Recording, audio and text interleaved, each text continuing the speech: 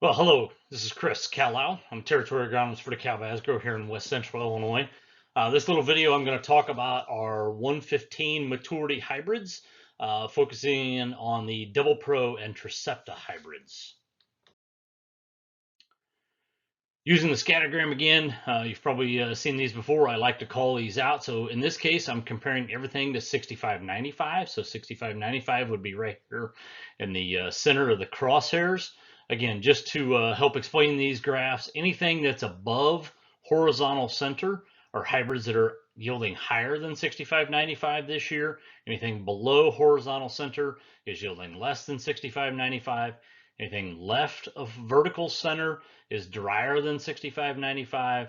Anything right of vertical center is wetter than 6595. Again, in this comparison, I'm using 2022 data only from commercial trials. There is no breeder trial data in this data set, and I'm using a 150-mile radius again of the of Springfield. So quite a bit of real estate involved in that. You can tell there's a lot of hybrids that are having a really good year this year and posting higher yields than 65.95. And there's several that for the first time they've beat 65.95. Several of these hybrids have never beat 65.95 before. Some of these have beat 65.95 before and are repeating that again.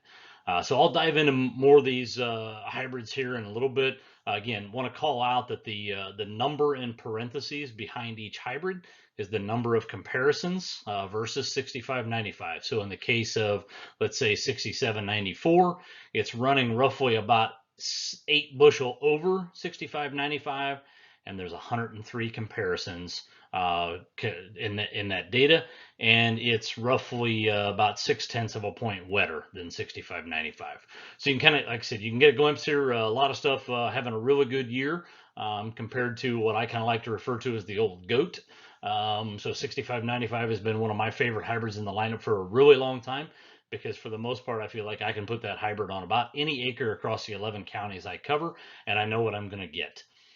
So that's why I like it. So let's dive into some of the hybrids particularly and talk about them.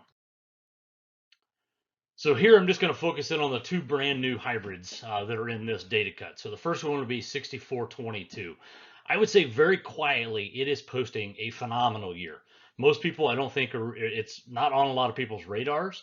It is repeating its performance that it had as an experimental back in 2021. It is a little bit more broadly adapted hybrid. It is showing a little bit more top end than what we saw out of it in the breeder trial data. And frankly, the only hybrid that is beating 6422 today in this data cut is 6606. So moving on to talk about 6606, it's probably catching the most attention and as far as the new stuff goes, and that's obviously for good reason, because it is having a phenomenal year.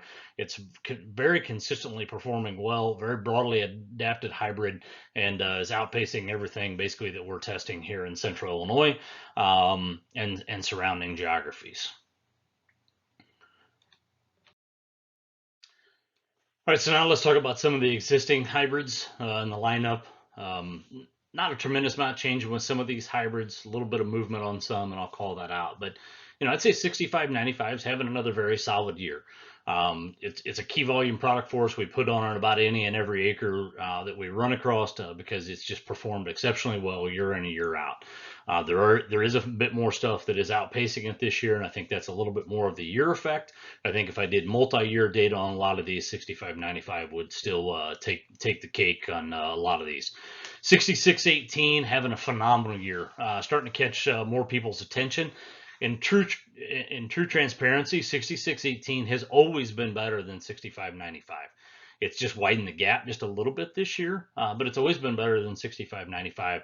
Just generally not quite as big of a difference that really grabbed people's attention. 6794 is doing exactly what it's done for the last several years, and that's winning a lot of plots and yielding exceptionally well. It has been, the last several years, been the highest yielding non-smart stacks in the DEKALB lineup.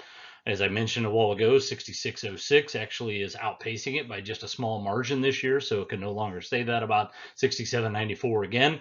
But having a tremendous year. 6270 having a phenomenal year as well. Solid performance across yield levels. Just maybe a little bit of concern around drainage with that hybrid and keeping it off some of the wet, heavy stuff. You know, this is the first time that hybrid has ever beat 6595. And it's doing it very consistently this year, especially as you go south in the state.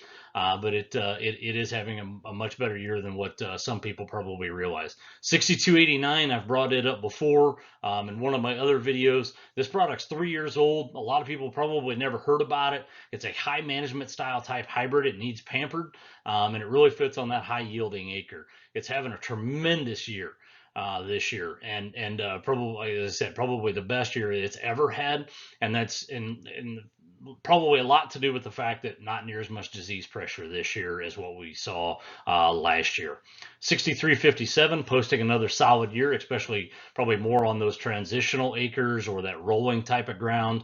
That's really where it kind of seems to be at home. As you get more into that heavier, darker, flatter ground, we've been moving away from 6357 and moving to a few other hybrids that seem to just outpace it a little bit more on that better ground. And then I'll throw in several hybrids here in this last category. I already mentioned 6289, but I'll talk about 6465 and 6391, and to some degree 6289 here. Really, this year's yield is to me proving why those hybrids are in a DEKALB bag. They're having a phenomenal year and posting some incredible yield numbers. You know, these are all hybrids that, you know, last year, frankly, stubbed their toe in a few places because they're more susceptible to southern rust and crown rot and some of the diseases that were far more prevalent in the 2021 crop that they are the 2022 crop.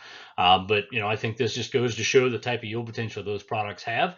And if we can manage those diseases and keep those hybrids kind of clean, if you will, we can reap some tremendous benefit from those hybrids. So I did just want to call that out as well. Two, just want to call out this, you know, to me, this is the meat of our lineup. And this number has always kind of been one of the biggest numbers. If we make comparisons versus competitive products, this is where the biggest advantage normally falls into in the DEKALB lineup. And again, I truly believe that because, you know, in my opinion, the 115 relative maturity is really our bread and butter from a hybrid perspective. So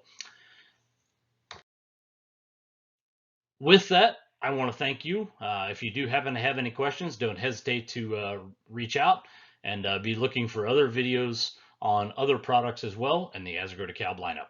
Have a good day.